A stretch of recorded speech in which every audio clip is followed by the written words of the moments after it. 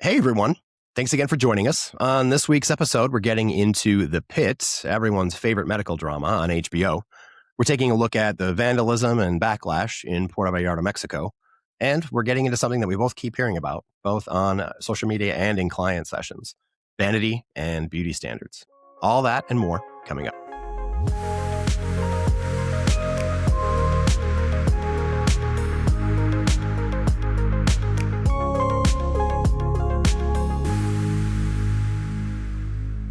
Welcome back to Collect Your Thoughts. I'm Jason LeCompte, a licensed professional counselor.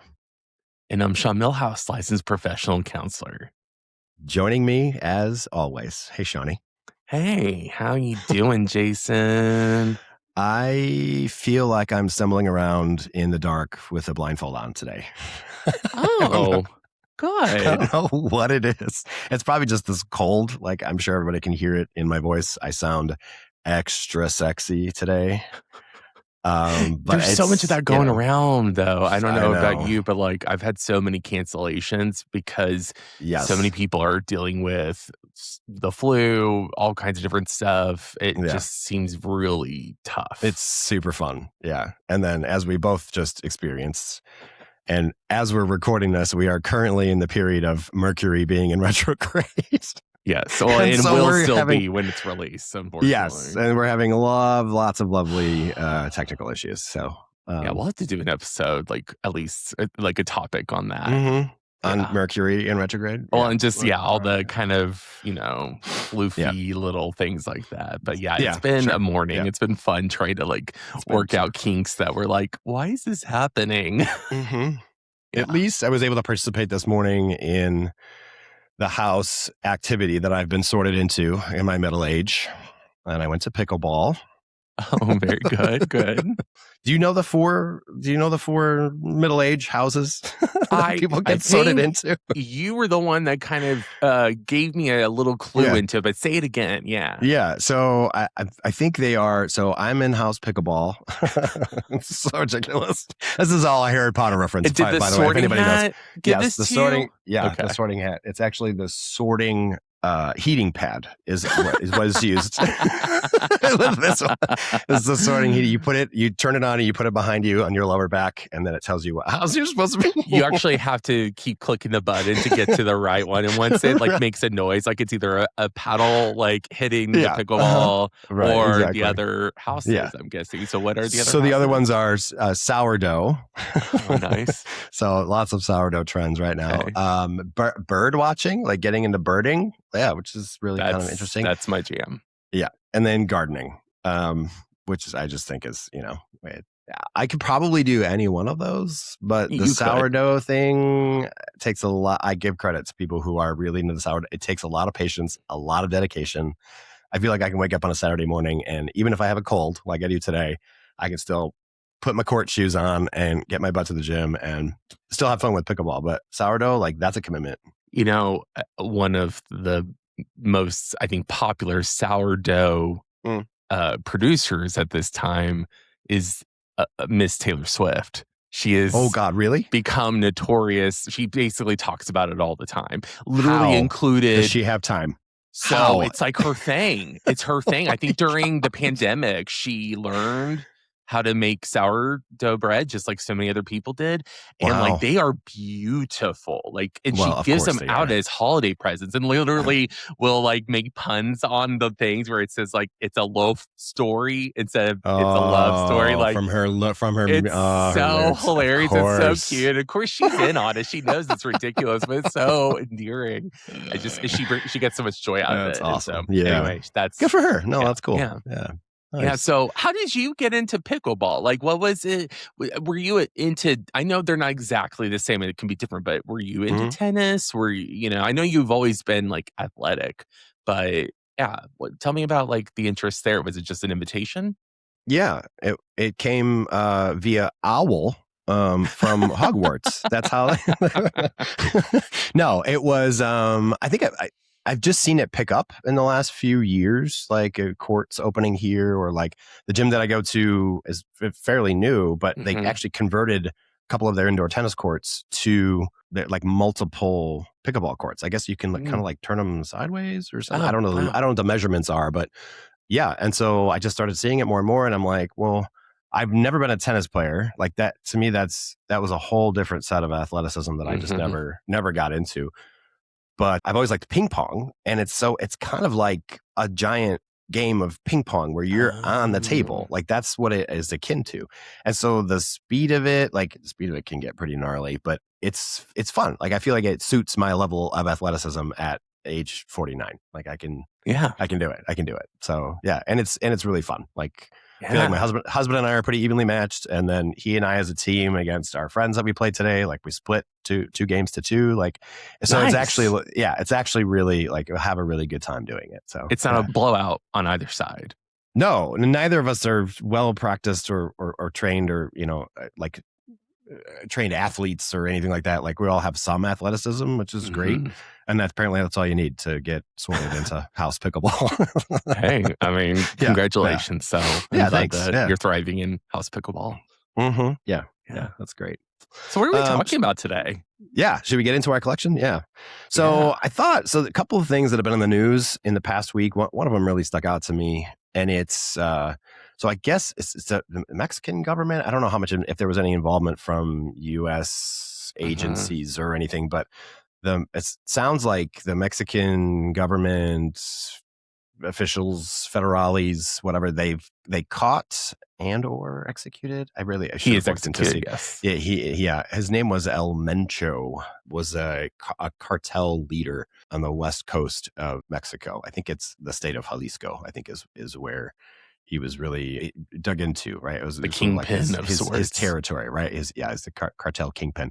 So he was caught and executed as they were, attacking us. And then, but apparently there was some severe backlash. And one of my husband and I's favorite places to go to vacation is Puerto Vallarta, which is in that state on the west coast of Mexico. It's one of my mom's favorite places to go when she goes to Mexico. Really? Oh, she loves Puerto Vallarta. Oh yeah. Oh, awesome. Hey, Linda, let's make plans. I know you're listeing. Let's make plans. Let's go. You can't go with her before I go with her. Well, all right. Well, we're all going. All right. But it's truly, yeah. It's truly like a paradise. Like it's lovely all year round. They have a rainy season kind of late in the summer, but after that, like even over the winter, like it stays, in the 70s and 80s. The sun is out most of the time, so the pools and beaches are open. Like they even have a whole area of the city that's called the Zona Romantica, and that's where it's all very LGBTQ focused. What is the translation of that? The romantic zone. Oh, I knew where I was like, I'm assuming romance, but I was like, what's the Zona part? Yeah. I was like, romancing the suns. Yeah, the Zona Romantica. Yeah, it's really cool. There's a lot of it's obviously very old, so there's lots of kind of cobblestone-y streets, but lots of hills kind of up and down. Tons of hotels, tons of bars and restaurants, drag shows, beach clubs. It's really, really very beautiful, very fun to vacation at.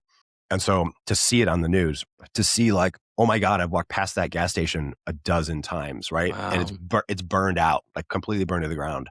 They really did a number on the city, especially the downtown area. And did they say why they retaliate? Was it the actual members of the cartel that followed him that did it? I think that's the presumption, is that because he was executed, it was backlash. Essentially, they commandeered vehicles and buses and would park them in intersections and then set them on fire, and so then can't get anywhere there. Yeah, storefronts, gas stations, all sorts of vandalism and fires and stuff, and it was pretty gnarly. Luckily, there's a couple of people that I follow on Instagram. They were giving kind of regular updates over the last few days, and they're kind of giving actual footage and showing this area of the city is getting cleaned up, this place. Everything's safe. Everything's kind of returning back to normal. Lots of cleanup, lots of rebuild to do. Yeah. And then I have a couple of contacts just because we've been there a couple of times, right? People that we've met, that we've stayed in touch with, that live there. And luckily there was no loss of life. Oh, thank goodness. But they were thanks for checking in. Everything's cool. Like, people are going back to work, et cetera, et cetera. So yeah, it was scary. It was scary and it was sad to kind of see that happening to one of my favorite places. Yeah, that's what I was kind of wondering about what happens to these places, because obviously this isn't the first time or the last time when a beautiful location has some sort of activity like this that really impacts the tourism, Mm-hmm. the people who just live there, and Mm-hmm. especially I feel, I don't know what the right word is, but I feel bad in the sense of, I know that there is this idea that this is what Mexico is, that this is all it is. It's just, oh, there's this scary cartel and drugs and blah, blah, blah. And not to say No, that there aren't parts of that, but also there's parts of every place that has, underbellies of illegal activity. Like, of course. yeah. Yeah. But Mm-hmm. I hate and I hope that this doesn't interfere, because I know Puerto Vallarta is one of the places that is probably one of the bigger destinations that a lot of people go to. It is for sure. It's definitely Yeah, a big tourism place to go. And when we first learned about it, we kind of called it like a gay Mecca or a gay Disneyland. Obviously, like way more than just gay people go there, right? And sure. the romantic zone is, I think, maybe 8 square blocks in Mhm. the downtown area, right? So there's tons of other stuff to go and see and do, but it's along the West Coast, right on the Pacific Ocean. So it's really gorgeous. Yeah. Yeah. Yeah. What's So, yeah. interesting too, the last bit piece I'll add to that is I Mm. did see that the way they were able to capture El Mencho, and this is for all you poly people out there, you gotta be careful. They were tracking his lovers. No. And That's literally how they got him? because he had sent one of his ladies to, I guess, set up for him to see one of his children, that's how they were able to get him. It's because they were tracking her and she made the arrangement, and then that's what took him out, like 48 hours Wow. later after they had figured it out. I just read this on the New York Times. Huh. Yeah. That's kind of crazy So that be they were. careful of your partners. They might be the ones that are your undoing. If you happen to be a drug kingpin, be careful how many lovers you have. I guess really, it's not even a poly thing. It really can just be any, our relationships, they make us or break us. And, let's shoot for the Mm, ones that make us. this is true. Yeah, this is true. Yeah. We wish our very best to the people of Puerto Vallarta, For and sure. Yeah. and hopefully everyone is calming down, getting safe, and Yep. also kudos to the authorities there who are able to get this guy taken out. It's a big Yeah. deal, and I imagine there's a lot of people who hopefully feel safer. Yeah.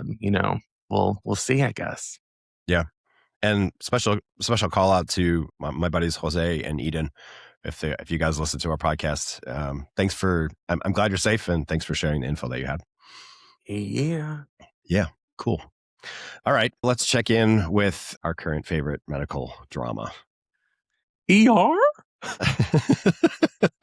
Ironic because there's a same cast member, but the Pitt on Yes. HBO. Yes. Are you Yes, caught yes, up, by the way? yes. Are you all the way through? Yes. Of course. Yes. I can Yes. count on you to be caught up on the best shows for sure. So season 2 picks up 10 months later, 10 months after season 1 ended. And if you haven't seen it, kind of don't want to give away all the stuff in season 1 because there's some really, really incredible stuff. Just from a production standpoint, like what they decide to take on, there's I can allude to it at least a little bit. Like there is it's an emergency event, right? It takes place in an emergency department, but even for them, even for the hospital itself, there's an enormous emergency that they have to actually handle with casualties coming in. So it was really incredible to see like how, and I've actually since I don't know if I don't think I've talked to you about this. I've since seen some clips and interviews about how they produced this show and the amount of blocking that The goes choreography? into just the background. Yes, the Yeah. choreography of the back. Have you seen some of Yes, this? I saw the clip Yeah. after the show. I don't know if it was that. I think it was. Oh. I think I was looking at something else online, but it was Oh. probably similar or maybe even referencing that. Yeah. But it is phenomenal what the amount of work that they put into just the background, right? This is not even the procedures and the foreground and the main actors. Like, this is like people going to and fro, and this line, The and these waiting people are line going to people, cross the waiting the room way, area, the the whole, people who all are of it. waiting Yeah. to get into a room, Yeah. all of the background people plus Yeah. all of the actual cast. Yeah. Right. It's a Yeah. whole operation. It's phenomenal. Yeah. Just the incredible. And so obviously on top of that, there's incredible acting. There's incredible dedication to like truthfulness, realism around treatment options and the different ailments that are coming in. Like it's honestly, it's a little gruesome at times. The Oh, it's episode that, incredibly realistic. yeah, the episode that I watched or that just came out recently was somebody came in with blisters, like some sort of, right. I was like, tell me when that's off the That was rough. That that was was a rough. rough one. Yeah. So it's just, yeah, it's really incredible. But so season 2 picks up 10 months after season 1 ends.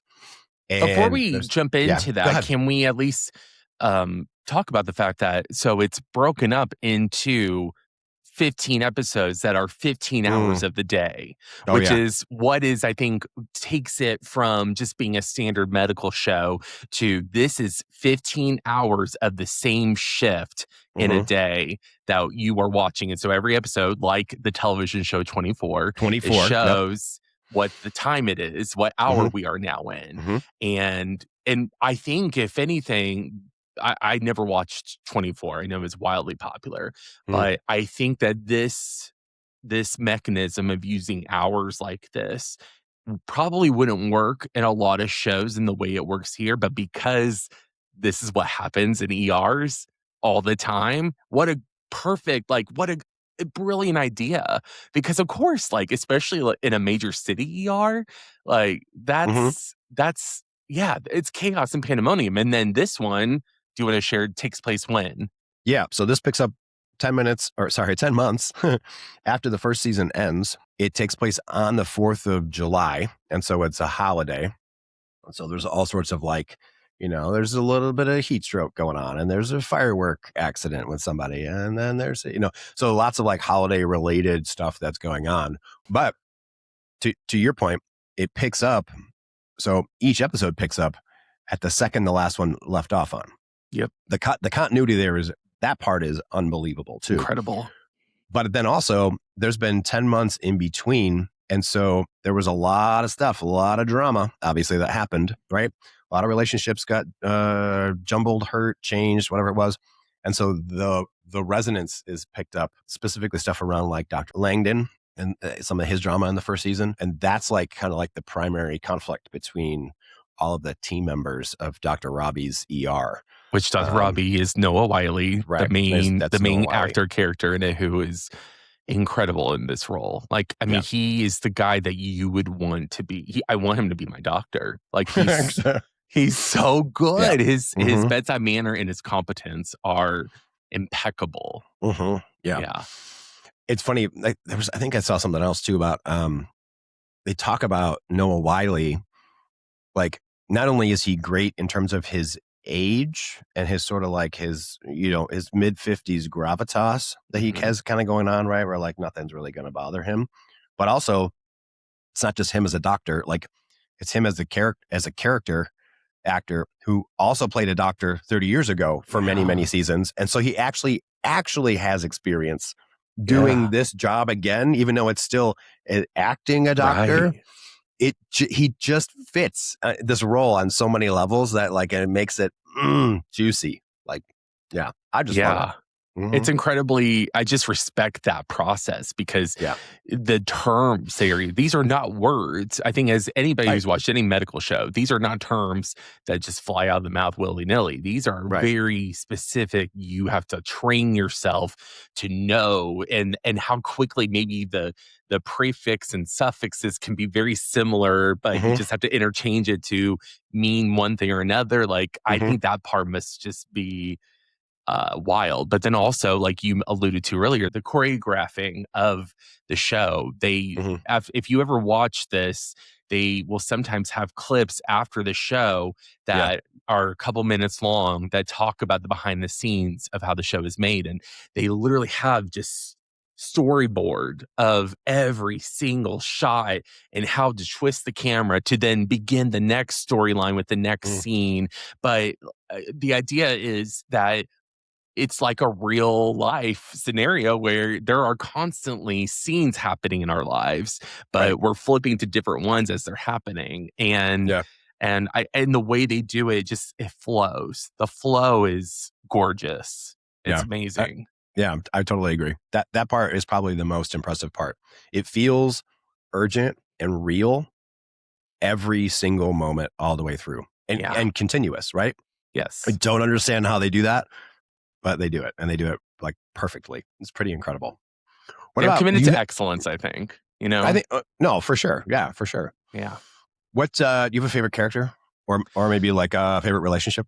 Oh, I mean that yeah. So it's really hard. I will say carte blanche, I love all the nurses. Oh yeah. I've talked a lot about how I have a million nurses in my family. Shout out Mm-hmm. to all of the nurses in my family who may be listening. I Yep. love you guys. Yep. And so this show represents nurses, I think, so well. They even had just a scene of being like, listen, the nurses are the ones that run this place. Like you need to listen to them. And I think and Dr. Robbie says that at some point, doesn't he? He's like, I think he might have said it also. I think your dude that you really like, Iowa boy. Uh, Nebraska boy, Whitaker. oh no, Yeah. Nebraska boy. Yeah. Oopsie. Yeah. Yeah, I might have anyway. But my very favorite and is Nurse Dana, who is the charge Of nurse. course. She Catherine Lanassa. played by Yep. Catherine Lanassa, who was one of the Emmy winners of this Yep. last Emmy cycle Well because of her deserved. performance. So you see what she goes through in season one, Yep. and honestly, she's doing it again. Spoiler on this: Yeah. there is a storyline about her performing a rape kit evaluation with a patient who comes in. It is so it's definitely not for the weak of heart.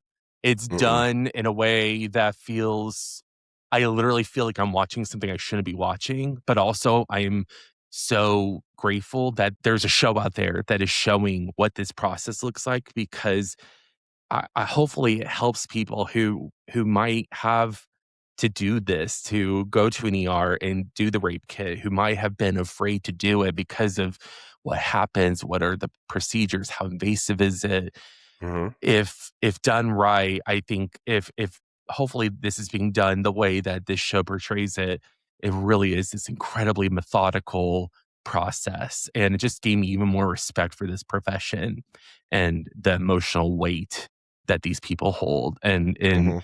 Catherine Lanassa, who plays Nurse Dana, just kills it. But also, I just another shout out is I love Dr. Melissa King, who Oh, yeah. Mel is her name, played by Taylor Yep. Reardon, Taylor Reardon, who yep. we actually I told you Yeah. is the daughter of what's his face? Oh Bryan God. Cranston. Thank you. Of Bryan Yeah. Cranston Yeah.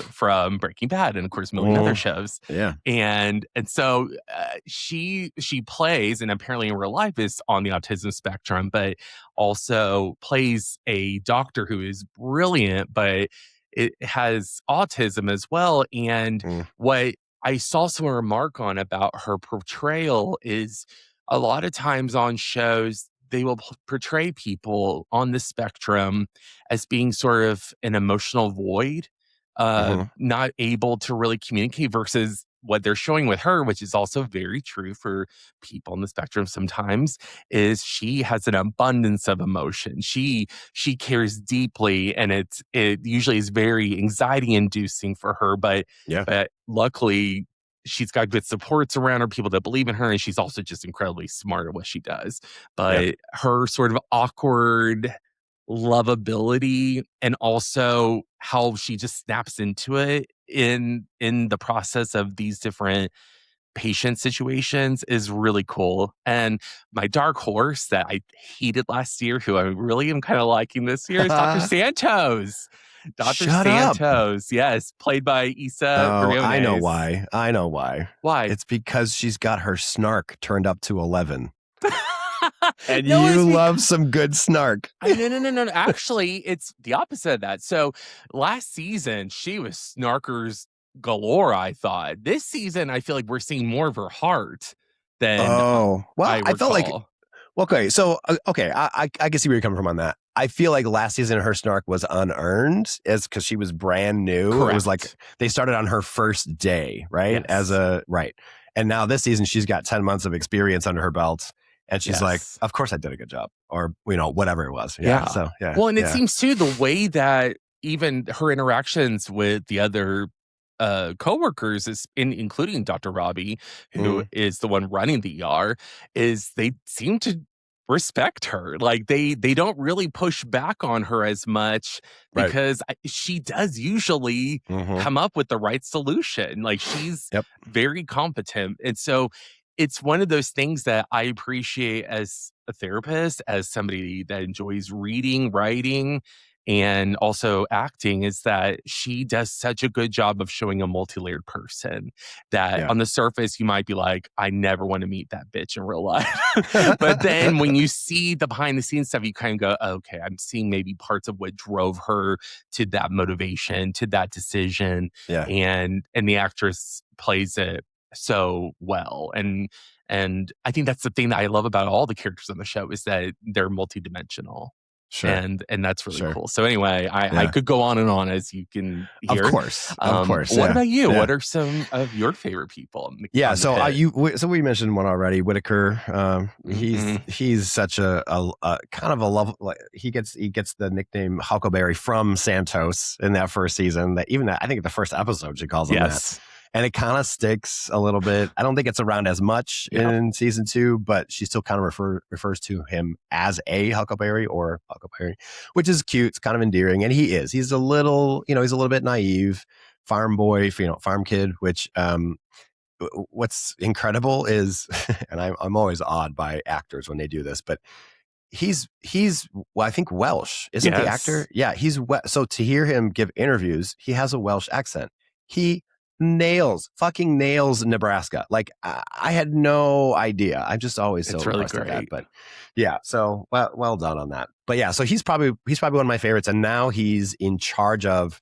So he was a student doctor, and now he passed his exams or his board or whatever it is, and now he is a doctor, still a first year, but now he has student doctors underneath him, and to see him kind of step into that leadership role kind of gives me goosebumps a little bit. Like I love that he knows what he's talking about and he's teaching at the same time. I'm like, yes, Dr. Robbie Jr. Like he's so right. They do such a good job of alluding to the fact that he is truly trying to emulate his mentor, Dr. Robbie. And it's gorgeous. Rightfully so. It's so really great. sweet. Yeah, I love it. I love it. Yeah, there's nobody else that I think Whitaker looks up to more than Robbie. But and then the other one I really appreciate, and I appreciate because so part of the premise of this season is Dr. Robbie's about to take a sabbatical. He's about to leave town for several months, I guess. And so they're bringing in another attending to take his spot, and it's Dr. Al Hashimi. And she's very much like the next gen coming in, right? He's older, he's more seasoned, he definitely has like the analog background, right? Very old school. Right, very old school. And she's clearly the generation that's come next, but she's earned her attending wings. And so she deserves just as much respect as he does. But she wants to come in and kind of revamp stuff and bring in new stuff. And modernize. She wants to modernize things, right? She wants to bring more tech in and more like AI-led things, et cetera, et cetera, et cetera. So it's super cool to see like just that piece, but then also the kind of some of the tension and some of the back and forth that happens between. She's like, why are you treating me like one of your residents? And he's like, and he gives a very appropriate, astute answer. And then what does she do? 10 minutes later, she turns it right back around on him. And she's like, okay, now you tell me, because I'm also in it. And he's like, okay, fair play. So it's like a too many cooks in the kitchen situation. Yeah. But it's like they're both right in a lot of ways, but then they can both be wrong in different ways. It just shows how approach can be equally good if just different. Yeah. Yeah. So those two for sure. I mean, obviously like people you mentioned and whatnot, but and I'm really enjoying the I guess it's a little bit of tension or competition, which in the most recent episode, I know where you're the going with most this. recent episode we saw it divulge into teamwork, A team but up. between Javati, who's now been in the ER for 10 months, and student Dr. Javati, right? And Who's also like a student genius level. Like she's only going to be 21 years old. And she graduated high school at like 13 or some crazy shit. Like she's like an actual genius.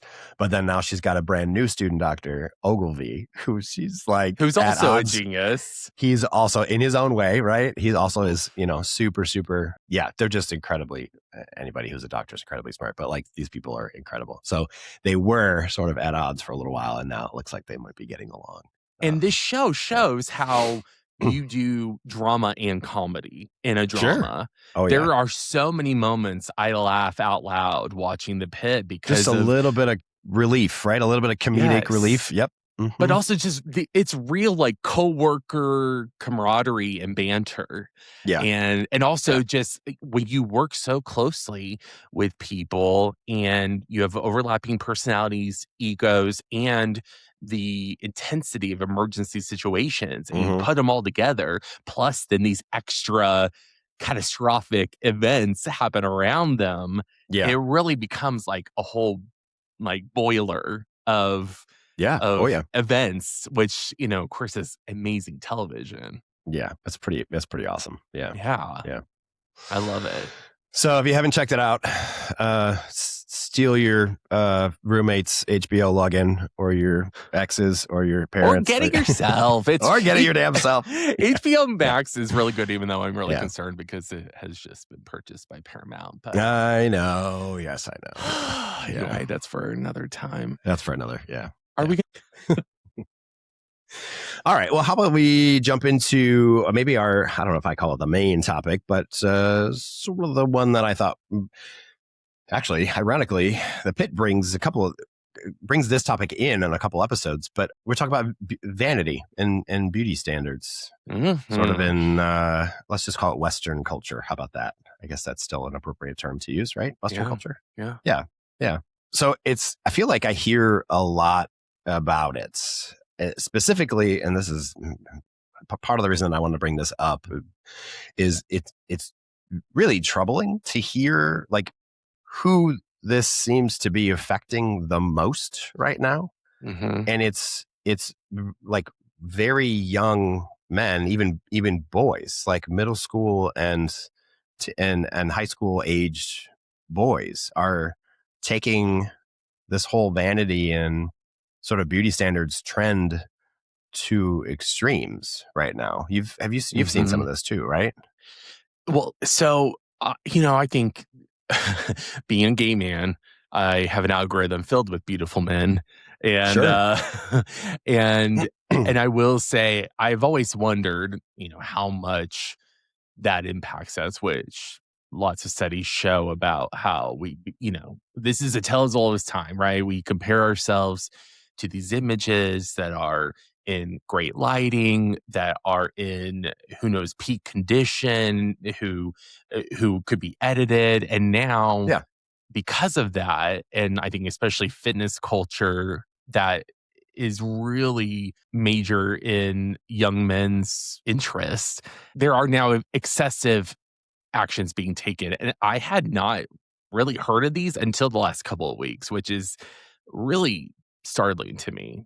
Yeah. What's funny is like Gen Alpha is sort of in the spotlight right now for creating their own language, right? All their terms around different things. And I think every generation does this to some degree, right? But with the accessibility of social media and information, I feel like it's getting traded and even heightened even more, and happening even quicker. Yeah. And younger, right? We've got kids as young as 7, 8, 9 years old on social media, which anybody listening, like as a professional therapist, I'm going to tell you, get their asses off of social media. They don't need to be on social media until they're in high school at the minimum.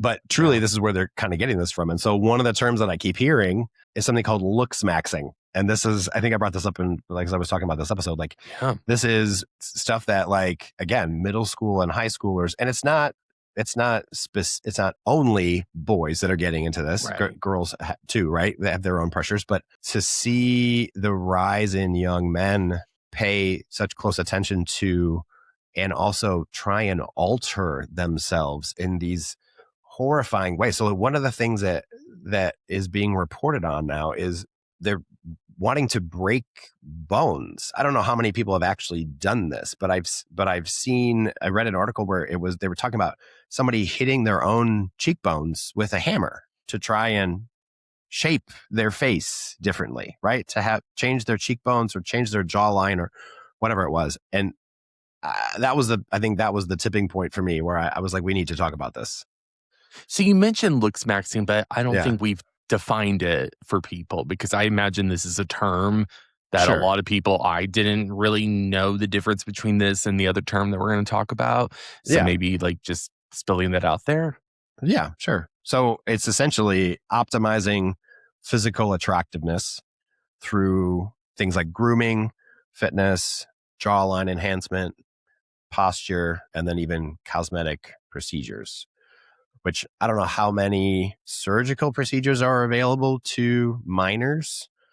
Unless their parents sign off on them. Unless their parents sign off on it. I mean, I would hope that there are, yeah, I can't.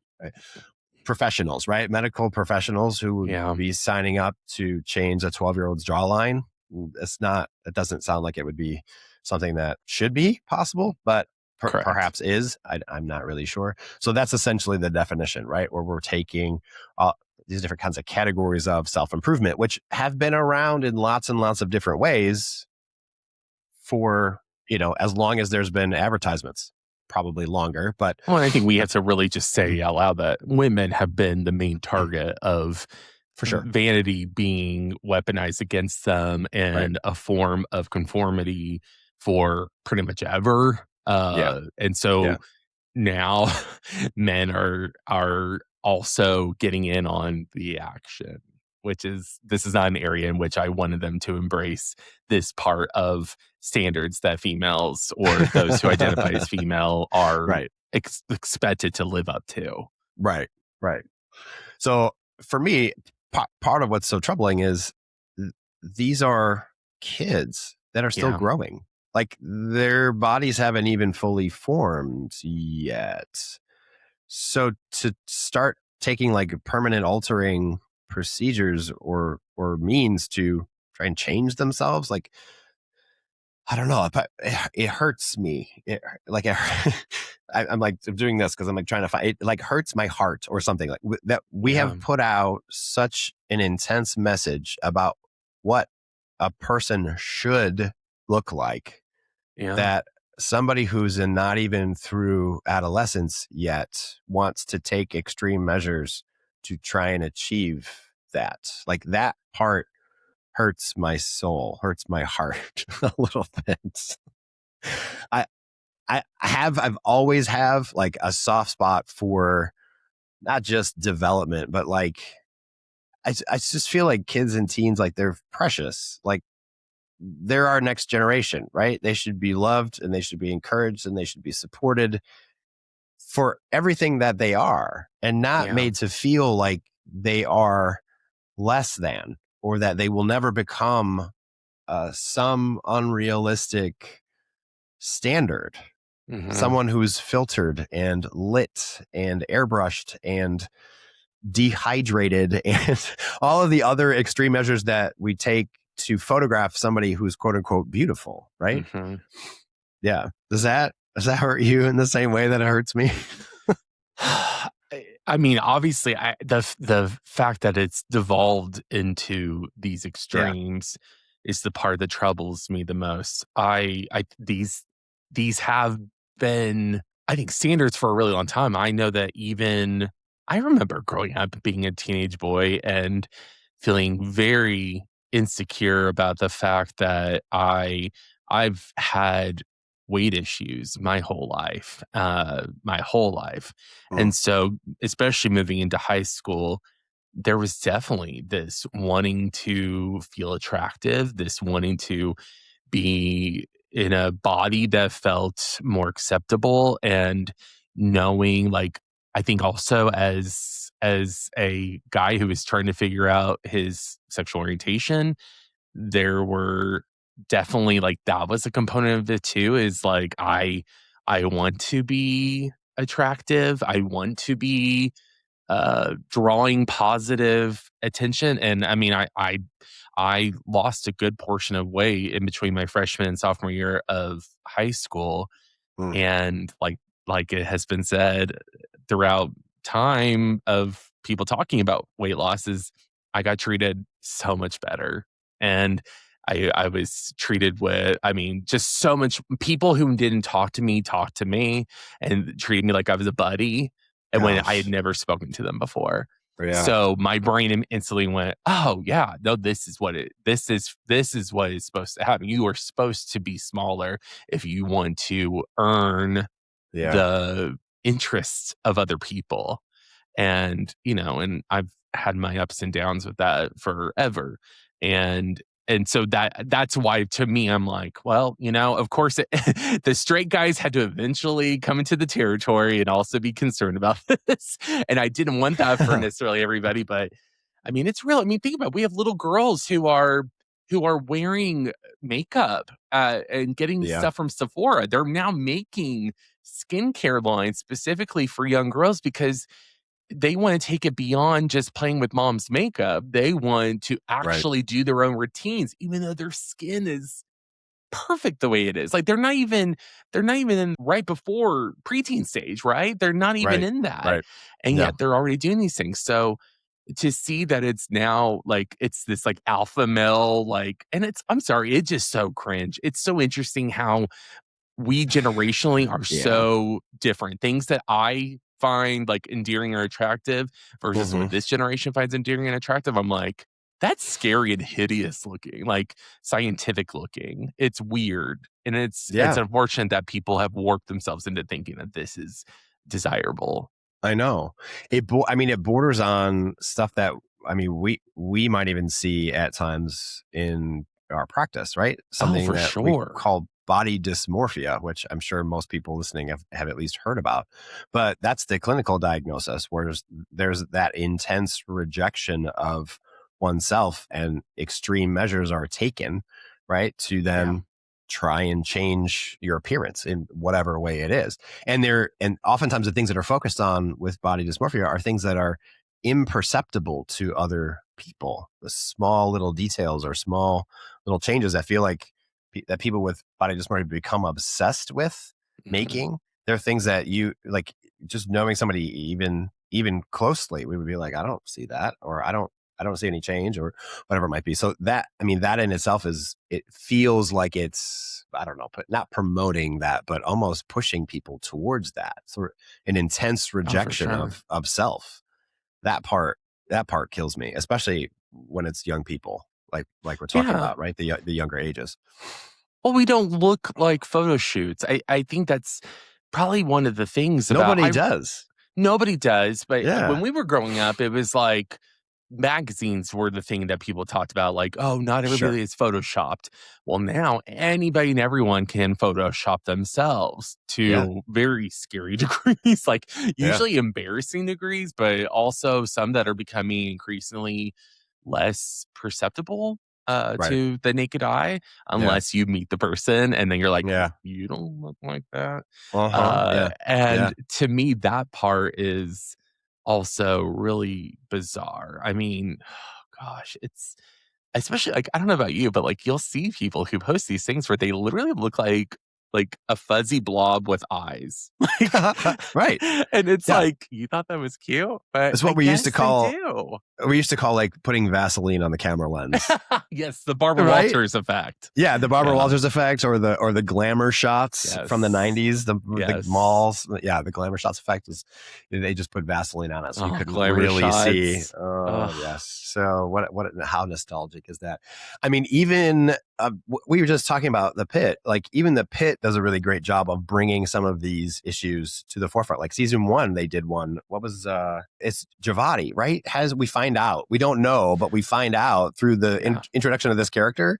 She comes in and she's dissociative or psychotic or The something. She's patient coming in. the patient that comes in, And, of course, part of the thrill of a medical drama is they have to figure out what's wrong with some of the patients, right? They don't always know exactly. And so they go through this after this after this after this, and they try and figure out and weed out all these things. And they find out that this young woman has been using is it a face cream? I think it's a face cream from like overseas, something like not Korea or I think it was South Korea or something like that, and something that's not FDA approved. And it turns out that it has mercury in it, and she has mercury poisoning. Yep. And so then that's the official diagnosis and what they. But we find out in that scene where they kind of figure it out that one of the young student doctors, Javati, she has her own.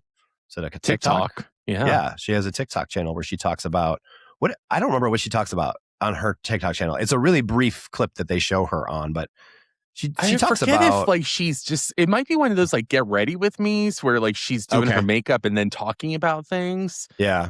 I don't recall though. Yeah. No, it's that's the least important part of that anyway. It doesn't really matter, but that's an example of an extreme measure, right? That even in a show as great as the Pitt, like they recognize this is an unrealistic something, and the extreme measures that people are going to look a certain way is they're putting dangerous chemicals, even unknowingly putting dangerous chemicals into their bodies. Absolutely. So yeah, that was intense.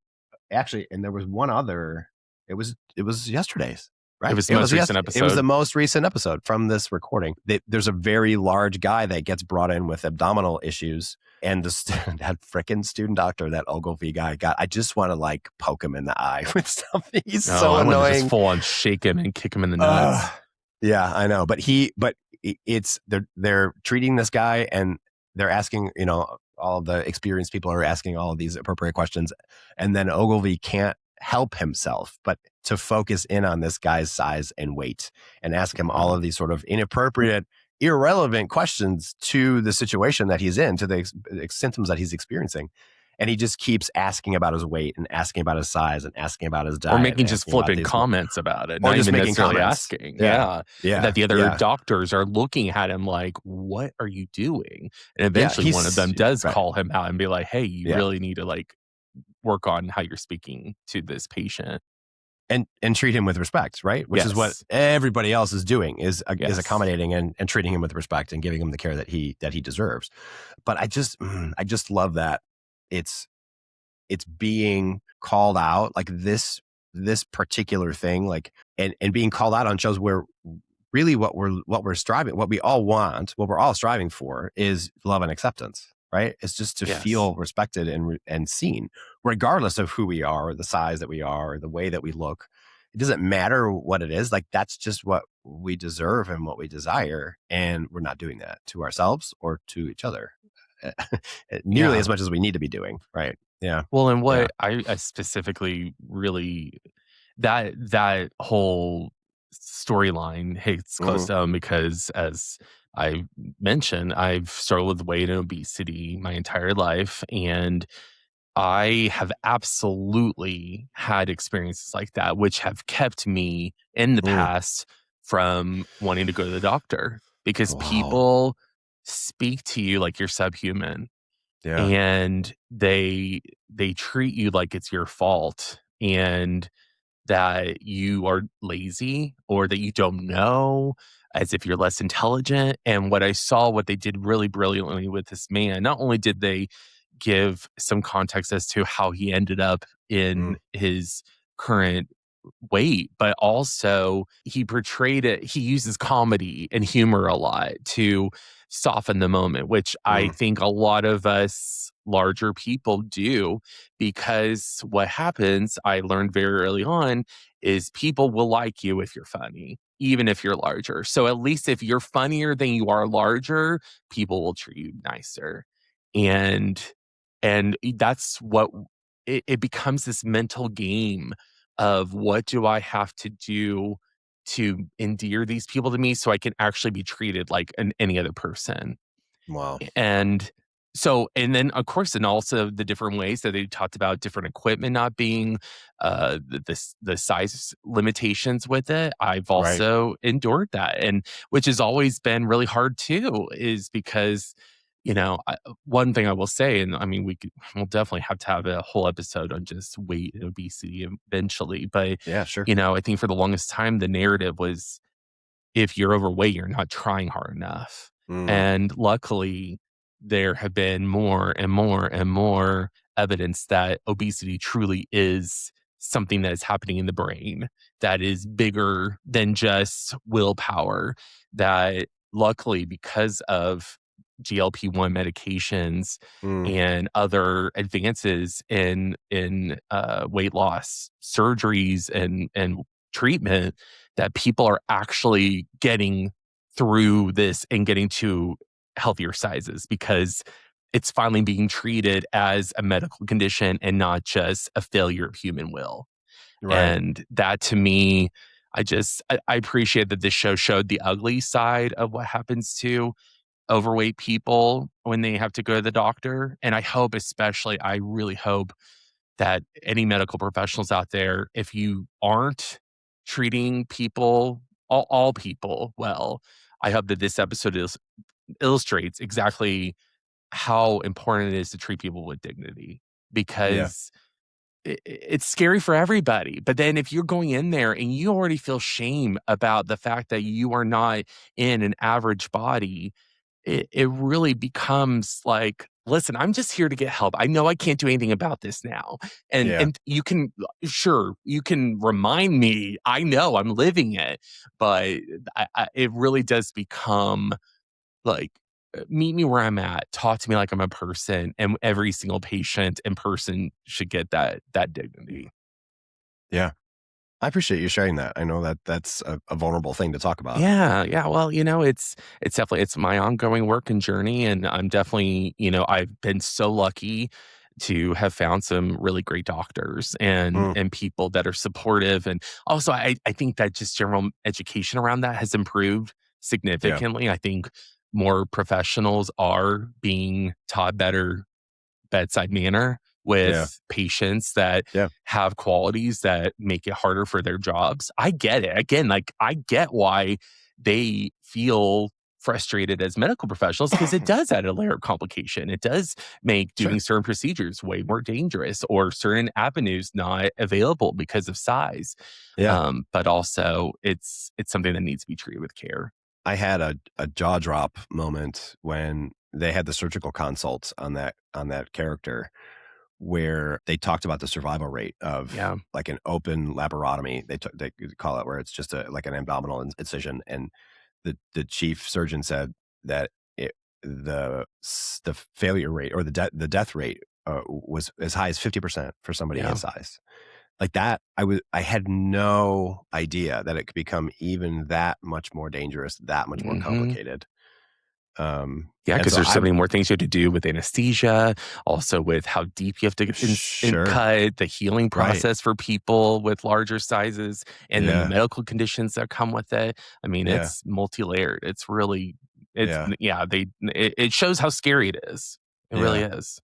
yeah, yeah. I feel like I mean, us being really good friends, like I really feel like I appreciated the representation that we got in that episode, that most recent episode of larger people. Like I Yeah. honestly, like I care about you and I care about your health and well being, and so the more education, the more exposure we can have to the realities of stuff like that, I feel like Mhm. it's really really important.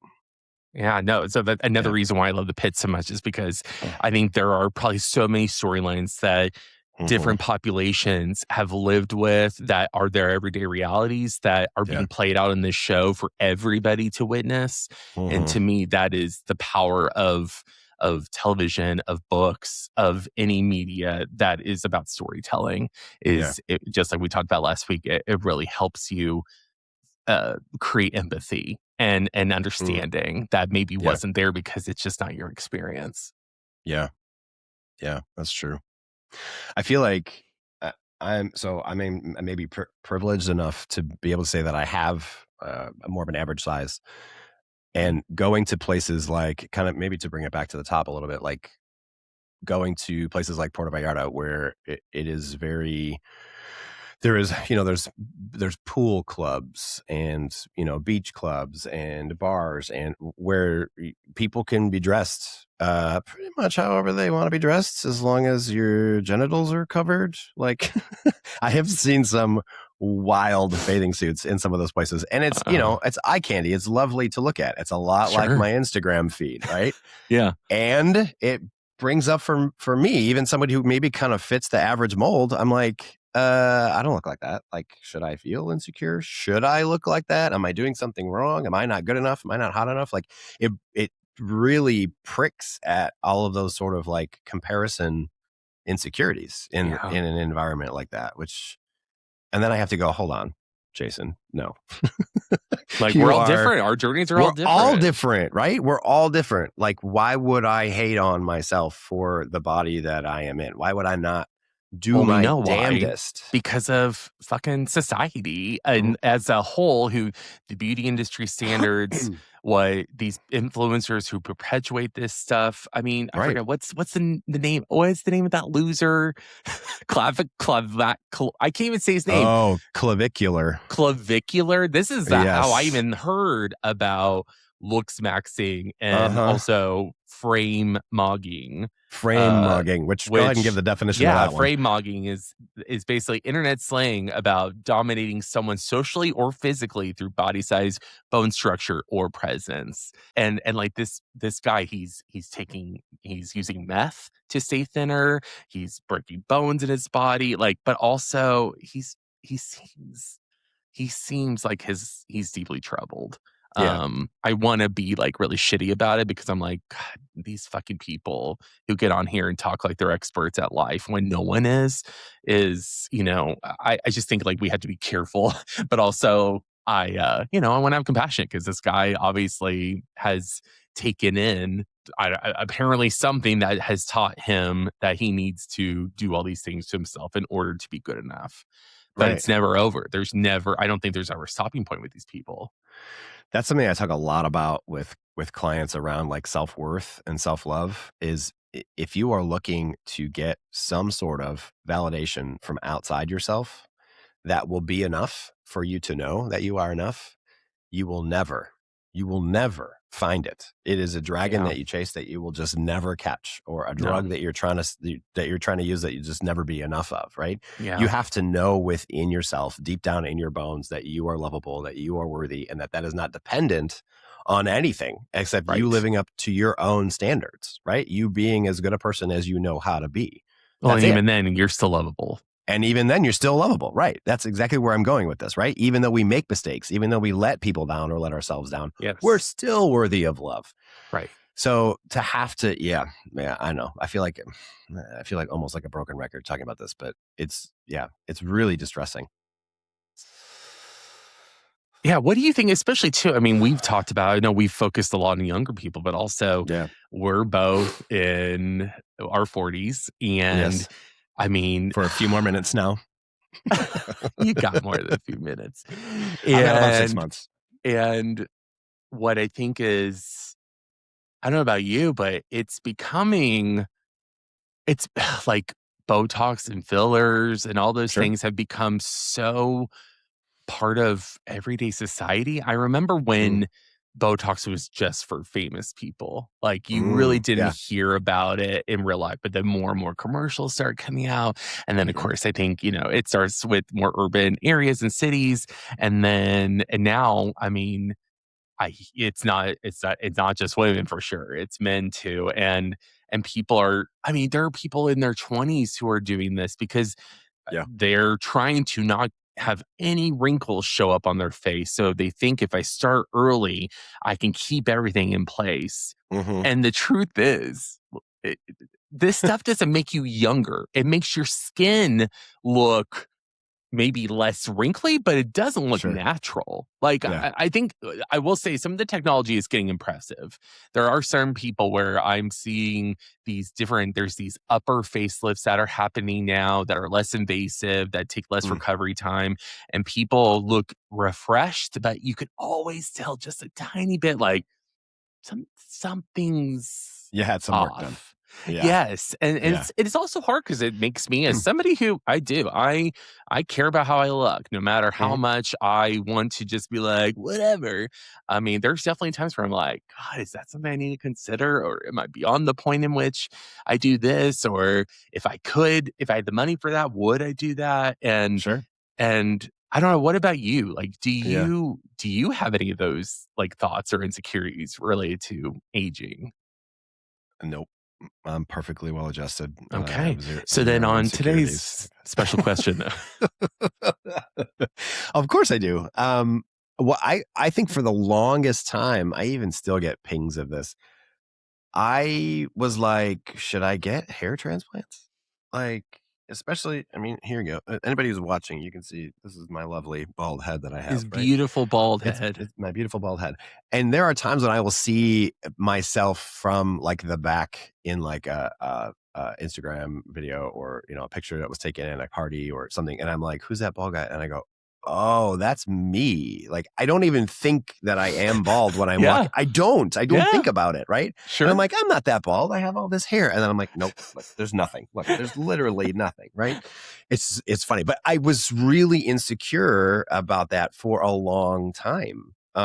What's interesting is like most of the men in my family, both sides, like my uncles and my dad, and like even my grandparents, like had hair. See, Mm, continue to have hair and like I'm like, where did mine go?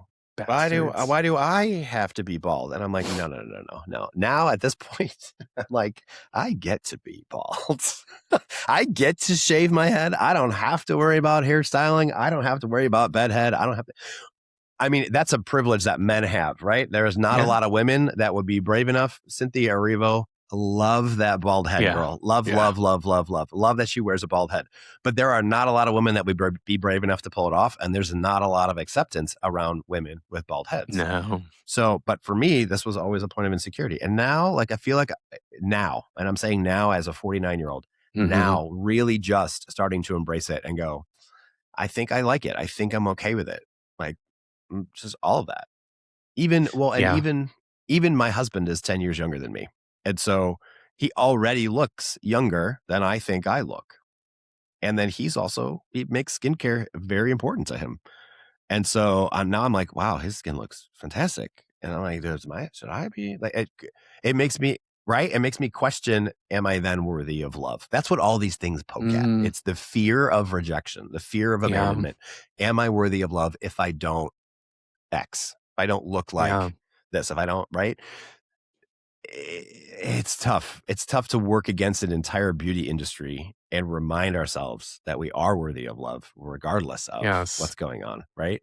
Well, And then, oh, yeah, go sorry. ahead. No, go ahead. I was just gonna say, well, in connecting it back to talking about body dysmorphia Yeah. is, I mean, it really I tend to see it, the people I've worked with is with people who are I would say universally considered decent looking, usually Hmm. have good bodies, but because the dysmorphia is so real, they cannot see it. They Yeah. cannot see how their body looks Mm. to a third party person because their mind, it's like a funhouse mirror. And it truly tells them, oh, well, this part's jutting out and everybody can see it. Or your arms are flabby or your face has too weird of an angle or Yeah. whatever. And it's so I for a long time before I really understood it, I'd be like, oh, whatever, what a great problem to have. Oh, I'm so pretty, I don't know what to do with myself.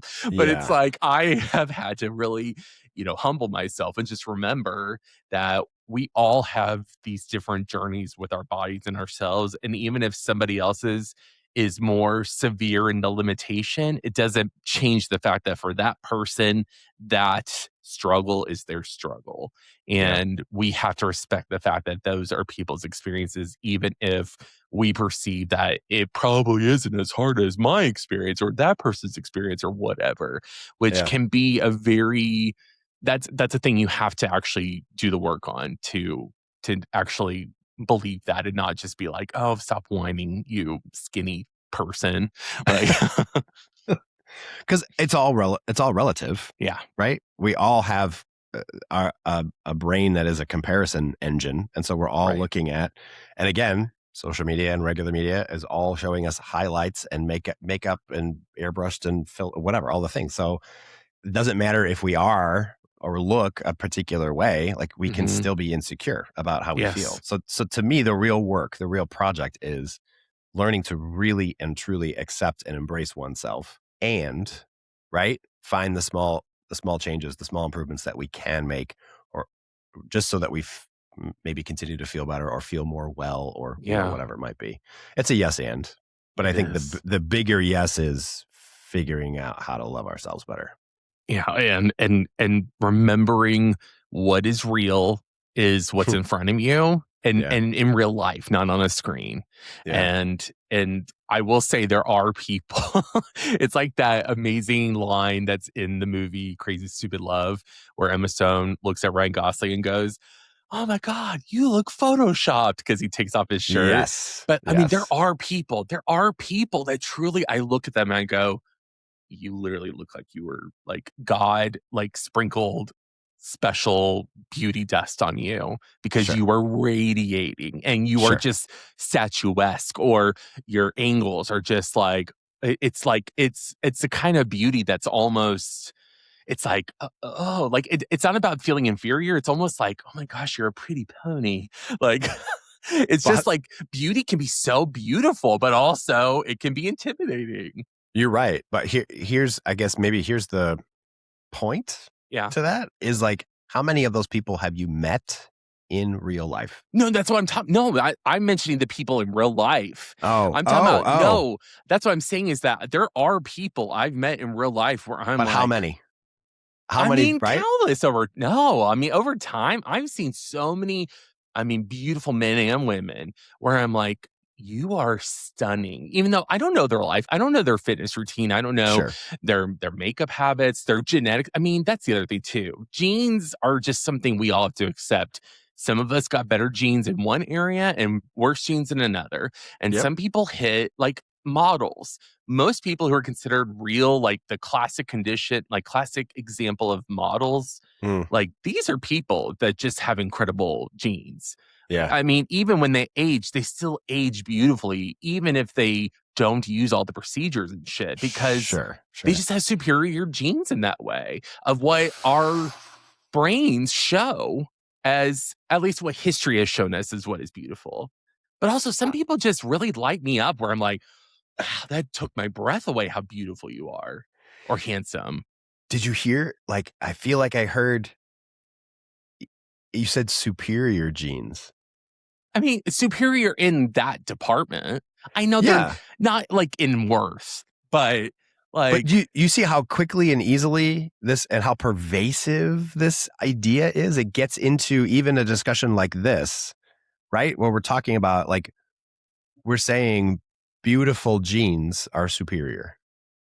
I mean, I guess I look at like same with intelligence, like superior intelligence. I look at like, wow, that person has genes that made them superiorly intelligent. That is remarkable to me. I'm not Okay. saying superior in a way of like I am less than, but Okay. like my I hear you. skill I hear set you. is less than, Yep. or my beauty is less than. But Sure. I don't think I'm less Okay. than. But I know there's a lot of people who don't dissociate those two things. Like It's they too do easy. look It's at too people easy to go, not. Yeah. correct. Yeah. Without real self-love and self-worth work Yeah.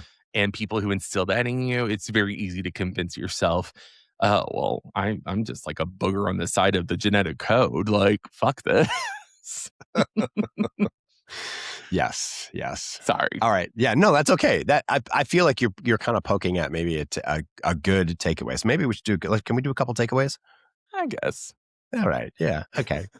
What do you got? What do you feel like from this kind of bigger, broader conversation? What do you want people to take away?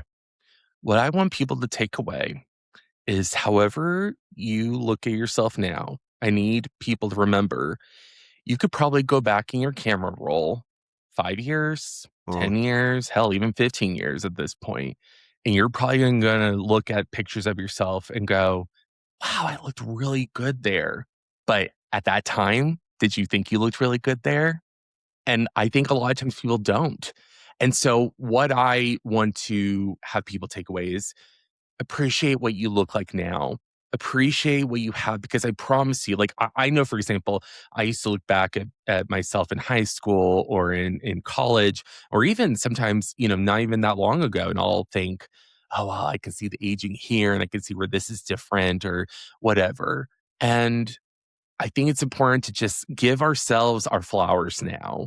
Give yourself love now. Mm, Hopefully not a out of a belief that you need to believe that you have to look a certain way to be beautiful, but just to give love to yourself. Like mhm, I always talk about with people, if you can't speak positively to yourself, start with neutrality. So at least be able to be like, this is my face. I accept that this is my face. I can't do anything else with it. If I want to drop a bunch of money and make myself look like someone else, that is a whole other journey for a person to consider. But, and for most of us, we just have to learn to embrace who we are, all of it, physically or mm, mentally. These are the cards we were dealt. And you're gonna look in 5 years from now, you're gonna appreciate how you looked right now, most mm. likely, unless you do some drastic, transformation, hopefully for the mentally and physically better. So anyway, just love yourself now because I promise you, you're gonna look back and go, damn, I wish I'd given that guy way more. Like I thought I was so. Oh, I used to look back at myself in high school. When I was in high school, I remember being like, God, I wish I was cute. And I look back now, I'm like, damn it, I really wish I believed in myself because I could have maybe done some things. I could have like tried harder. I could, Isn't but that something? Yeah. it sucks. But like learn from us elders, man, Meh. that you need to just it won't also looks fade, right? Yeah. Like we're all gonna Oh, have thinner that's hair, light like shitty skin. if Yeah, we're lucky, the Sean, privilege. if we're lucky enough to get old, right? Yes. Then we will look wrinkled and fat and Yes. saggy and whatever else. Yeah. So yeah, that's what I keep. Anytime I hear somebody beating themselves up about that, that's what I say, right? Oh, Yeah. I guess I'm getting old, and I'm like, yeah, only the luckiest ones of us get to do that. By the Yeah. way, you know. Yeah. Yeah, I mean, I've had so my biggest takeaway. So one of my most favorite things that I've done, and I've been on my own journey of body acceptance and shame, abdication, and all these sorts of things. But like I've been moving towards like more of a clothes free life and just experimenting with different environments where that's appropriate and fun, and But one of my favorite memories of these last couple of years is I did, if anybody knows about this, it's an event that happens in several cities around Mm. the world. It's called the World Naked Bike Ride. And in essence, it's a protest against oil and gas usage and the big companies that sort of. And so everyone, and when I say everyone, I mean like sometimes it's tens of thousands of people. And these are all sort of city sanctioned events, right? They're all very intended to be peaceful. They're supposed to be disruptive, but they're also sort of planned out in the maps and the whatnot. And so the cities that they take place in, it's all very on the up and up. Nobody really gets arrested. But you can dress or not to whatever level of comfort. And I participated in one a couple of summers ago in June of 24 in Chicago. And I biked around the streets of Chicago naked. But the reason I'm bringing this up is the Yeah. message that I had body Mhm. painted on my back was love yourself. I truly like, and that was sort of like the start of me really claiming that for myself was like, this is me. This is who I am.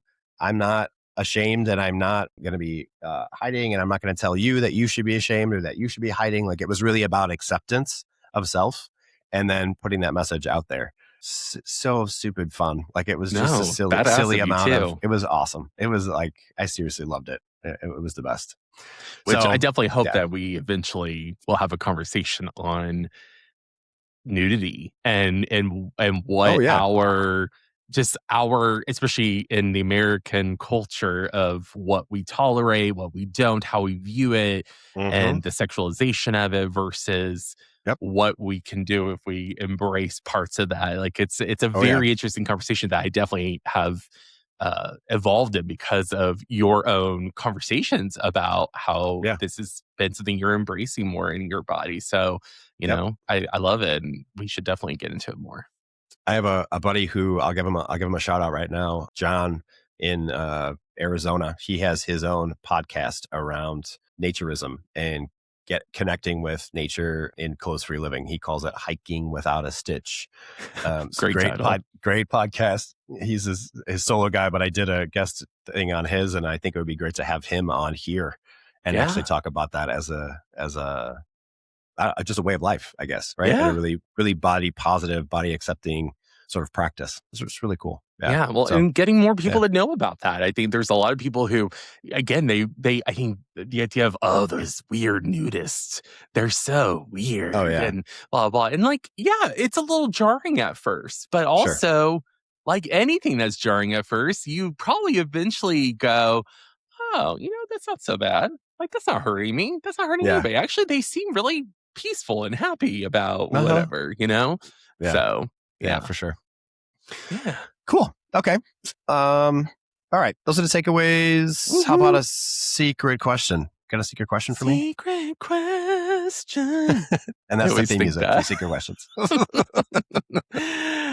Okay. So, Jason, if you could have any kind of procedure done looks wise, physicality driven, what would it be and why? Gosh, I'm going to feel like a hypocrite if I say anything now at this point. I mean, but that's the thing. This is also part of it. I think our culture has, in one way, for a long time, people used to get shamed for getting like Botox or different maybe procedures to maybe rhinoplasties or breast enlargements or whatever. And because it was like, oh, you're fake.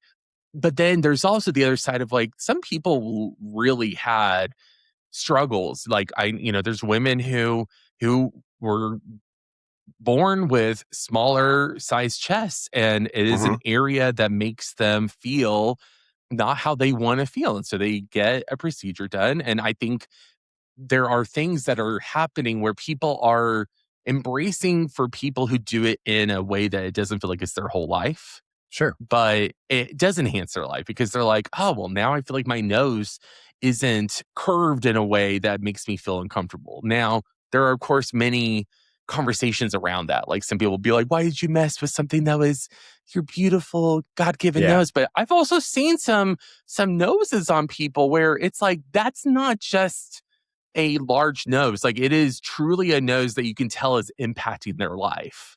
And when they get surgery, it looks like not like some exquisite nose, but like a normal nose. So I think there is this line of we do, I think, need to give people some ground on if they want to do things for their bodies, but also within a healthy relationship of what is it going to do for them?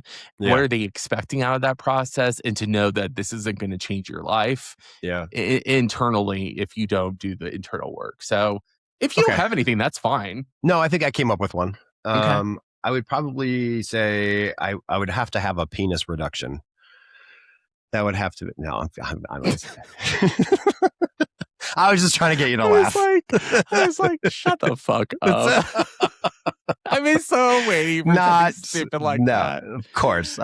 Yeah. All right. No, the real answer is like maybe I would have like the hair on my back removed permanently.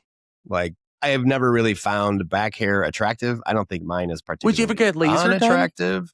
So I've considered that, but I've actually looked into it enough to know that. So I started graying in my 20s. And so that very quickly spread down the rest of my body. That is one of the parameters. The hair has to be dark in order for a laser to be effective on it. And I didn't know that until I actually explored this like I don't remember when it was. Like it was a few years ago. Wow. But yeah. And so not all of the hair on my back is dark. And so it would only be effective as that. And then I would have to go to like, I don't know, electrolysis or something. I kind of like stopped there. Right. So again, I don't think my back hair is particularly like gross or unattractive. It's not. But I'm like, also I would prefer if it wasn't there. Right. But again, that's a normal thing that a lot of people have. And there's actually a guy that works out at my gym. And this man is the hairiest man I have ever seen. it's like, what they used to joke about Robin Williams being like super. It's like start and it goes all down, and the man wears shirtless sleeveless shirts all the time. Good for him. He is not embarrassed at all. Like it is like he's wearing a sweater. It's pretty incredible. So I'm like, great. He's fully embraced himself though, right? Like that's not considered conventionally attractive, and he just owns it and just wears it. And I'm like, good for him. All right, I gotta get on that guy's self-love train. Like that's incredible. So again, like I feel slightly hypocritical, but I also understand your point, right, about self-improvement and all of that. This wouldn't be massively, but life-changing for me, but it would maybe make me feel a little bit more confident with my shirt off. Yeah. Maybe. Yeah. For sure. So what about you? Do you have a question? Yes. So what is one thing that you can stop doing and one thing that you can start doing to show your physical self more love and acceptance? You know, I will be completely honest. In the last year, I have really shifted my I don't know if it's aging. I don't know if it's just my own work in therapy. I don't know what it is. But I don't look at myself with the disdain that I used to, even though I'm not in the size of my body that I want to end up at. I've definitely been doing work on I've been doing weightlifting, I've been doing walking, I've been doing other at-home workouts. And so to me, that has helped me be able to appreciate I as I've gotten older, it's been less about aesthetics and more about strength and more about adaptability. Yeah. And also really keeping in mind that I know what I do now, if I'm lucky enough to get to 60, 80, whatever, that I want a body that can enjoy my life, that can truly explore and live and not struggle. And so I've had that in my mind, but like also just like even looking in the mirror, I kind of just see my body now in such a different way where I'm kind of like, I wish, if anything, I wish I could take my goggles of how I view my body and give it to other people, because especially in the gay world, my body is not the body that is often advertised as ideal in the gay community. It's honestly one of the things that I have the most hated, the love-hate relationship of being a gay man, is because I feel like I'm only attractive to women. Like women are like, you're so cute, and guys are like, hey fatty. And like I'm not saying I want them to think that, but like it's brutal out there. It's brutal for everybody. There are even people it's the experience you have.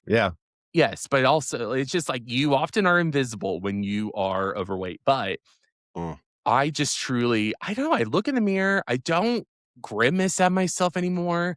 I truly have just come to a place of, again, like I said earlier, this is what I have. These are my cards. I can bitch and moan and wish for otherwise. Way beyond that point.